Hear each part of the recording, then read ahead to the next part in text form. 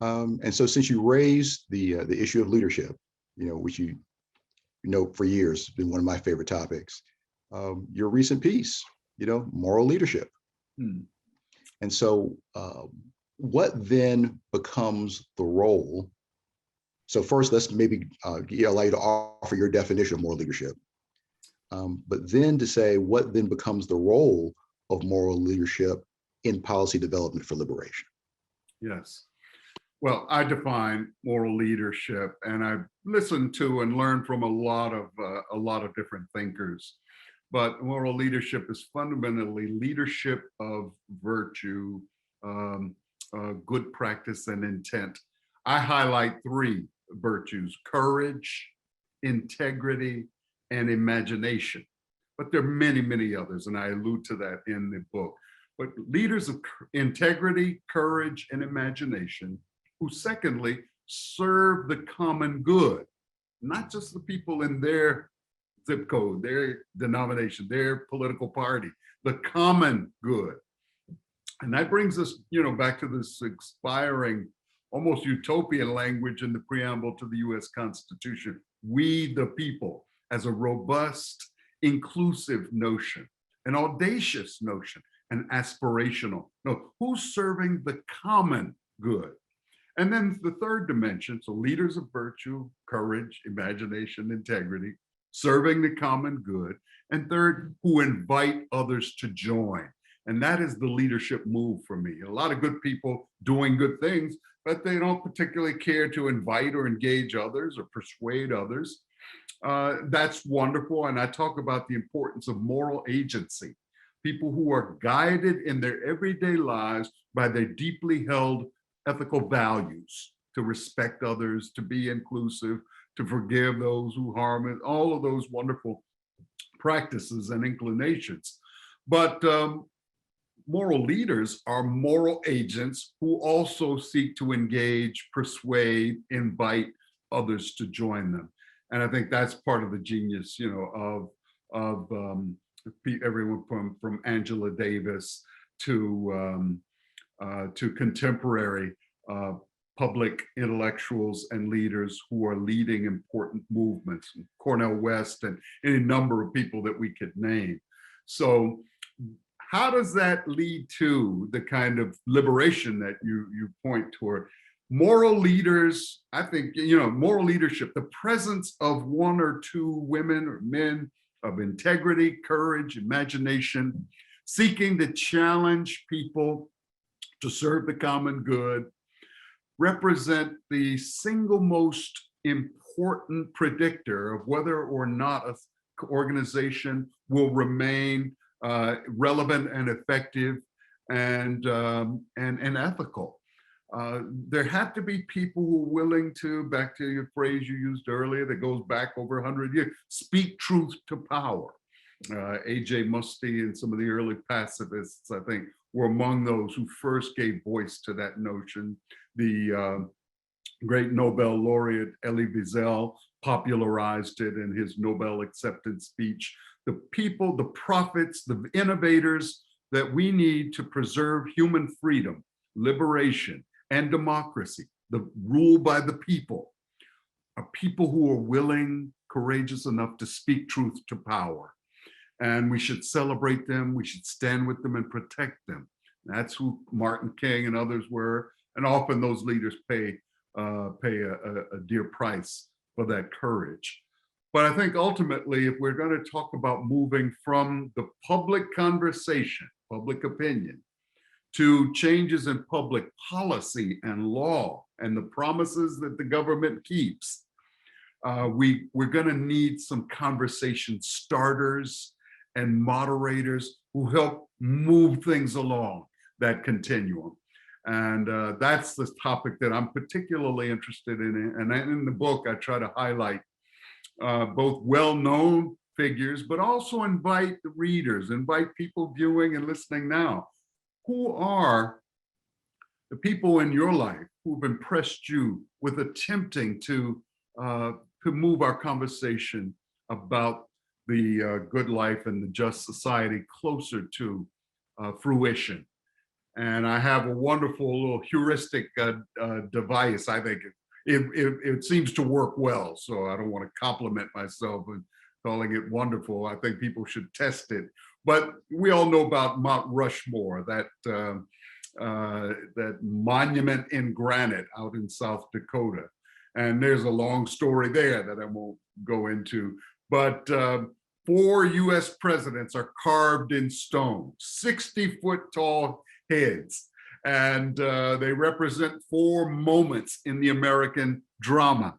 Washington representing the birth of the nation, Jefferson representing the growth of the nation. Think about the Louisiana Purchase in 1803, doubling the size of the continental United States.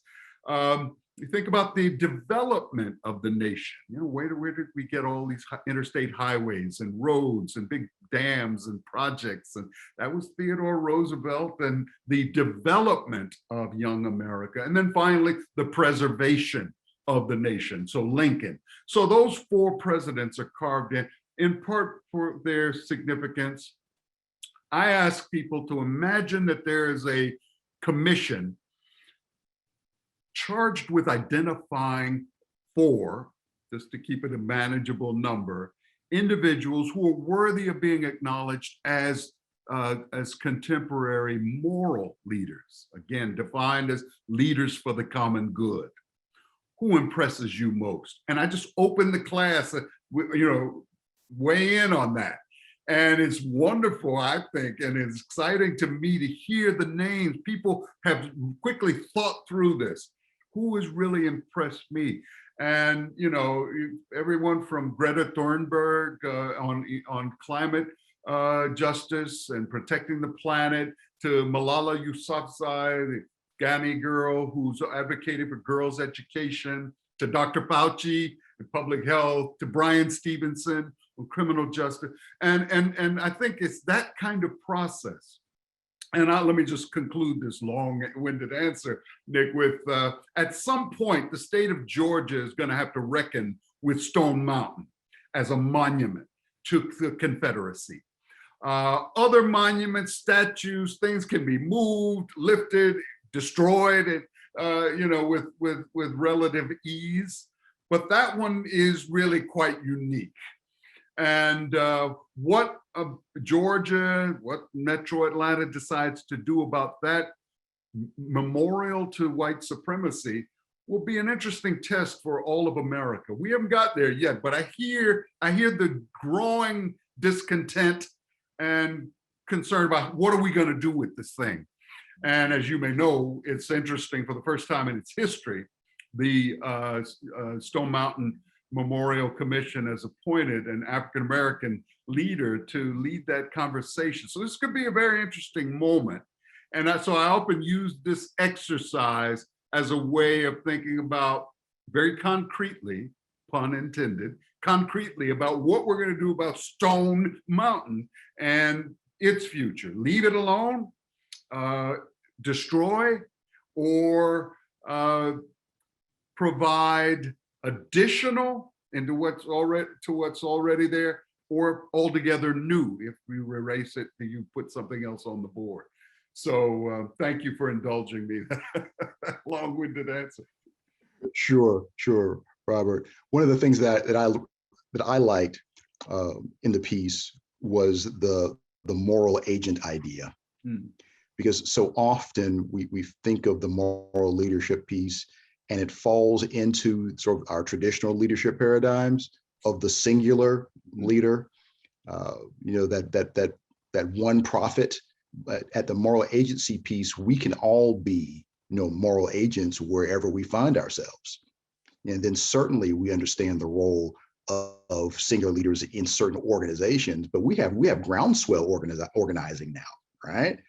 That even our organizing is taking on a different form. Mm-hmm. All right. Mm-hmm. And so there's a good conversation that's going on right now in Edge Leadership about forms. And so there are opportunities there.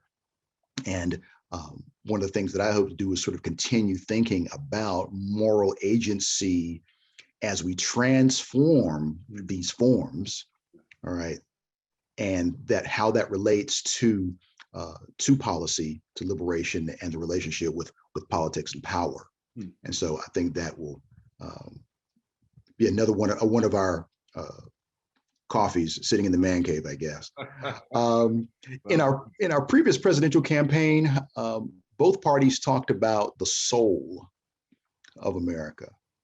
And so you've talked about your role in terms of religion and law, and again, moral leadership.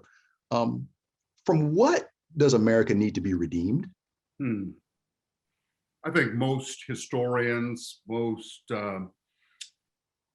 sociologists and public intellectuals and others who think and write about in these somewhat, poetic terms about the soul of a nation, although that is a kind of romantic notion that goes back, centuries, that people have thought about the spirit of the law, the spirit of nations, the soul of nations, etc.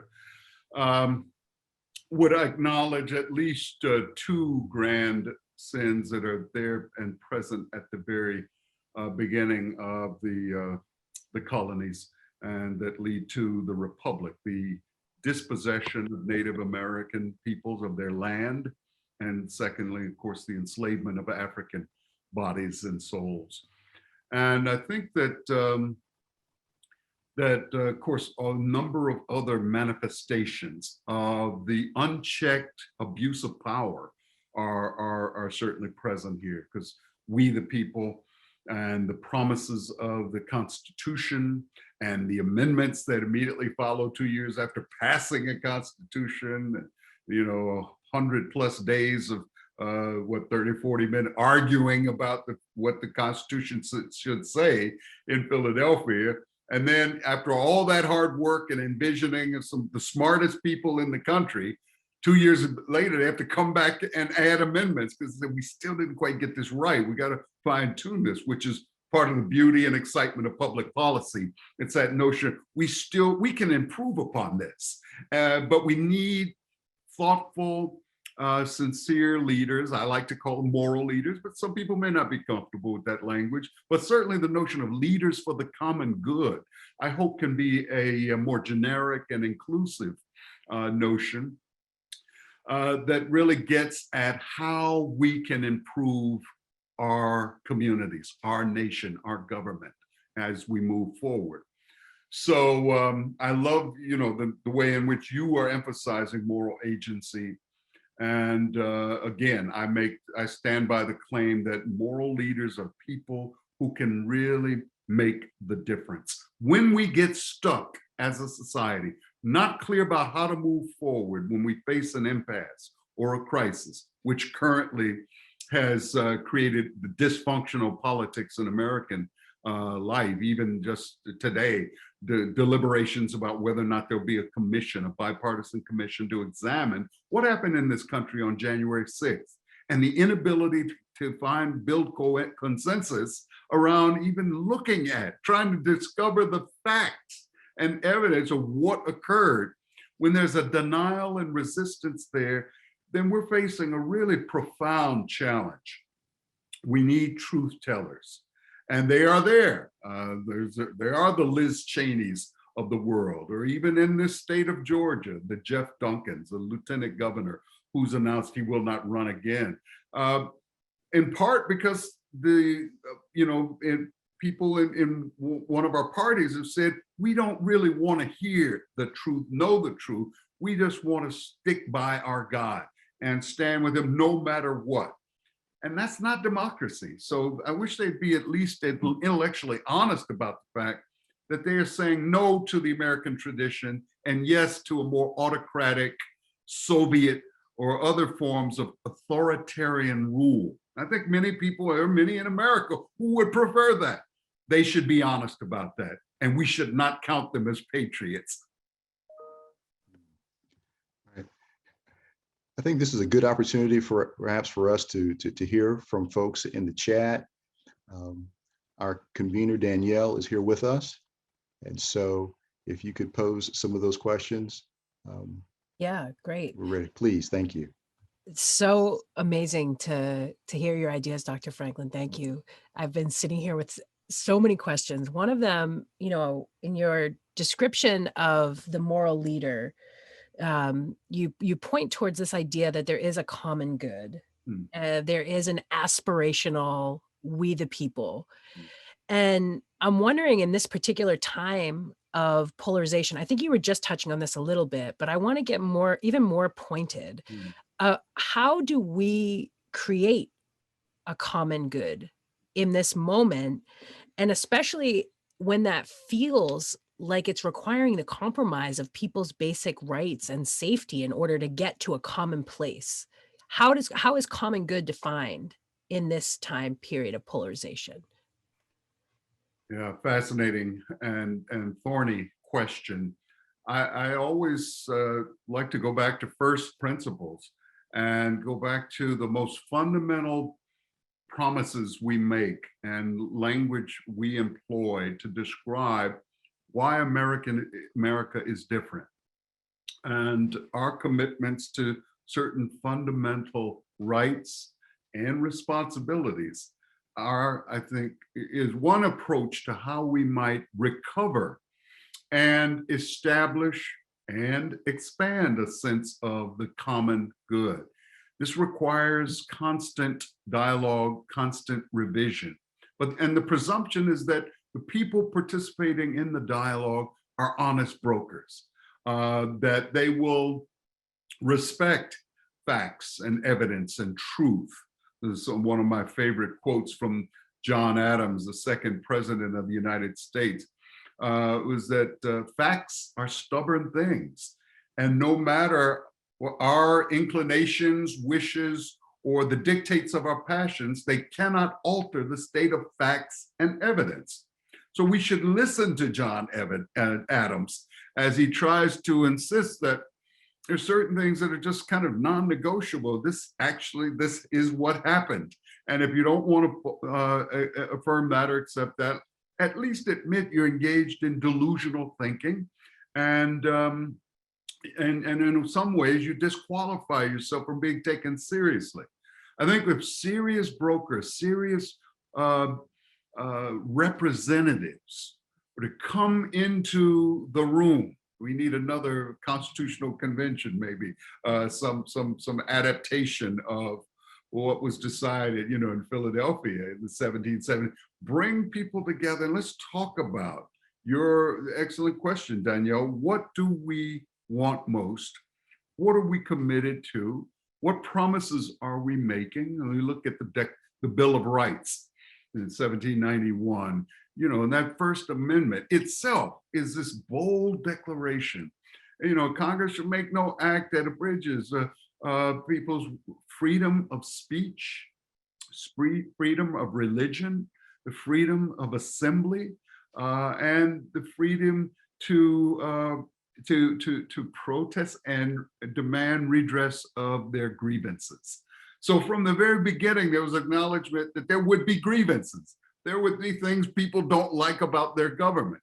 But that First Amendment says so much in terms of, but Americans are the kinds of people who are willing to have the conversation, the argument, to listen and to modify. And I'll just pause with one of the interesting observers of what was unfolding in early America during this period, of course, was the French sort of social observer, journalist, Alexis de Tocqueville, who in his 2-volume Democracy in America, having traveled other parts of Europe and the world, he comes to America, observes what's going on here. This revolution occurred. The British stepped back or were kicked out, and now America's on its own, building this new government. And you have all these idealists, and they're interesting too, because some of the idealists are both utopian and hypocrites, like Thomas Jefferson and people like that. But let's see what's going on in America. And de Tocqueville offered this wonderful observation. He says, the genius of America, the greatness of America, in his words, lies not in her being more enlightened than any other nation, but rather in her ability to repair her faults. Her ability to repair her faults. And I would pose and ask the question of your viewers and readers now. Does America still possess the capacity to repair its fundamental faults? And as Dr. Harvey opened this conversation, well, what were those faults from which we needed to be redeemed? How do we heal the soul of a nation? Well, we got to have an honest conversation with and reckoning with how this nation treated the First Nation peoples, Native American, Indian peoples.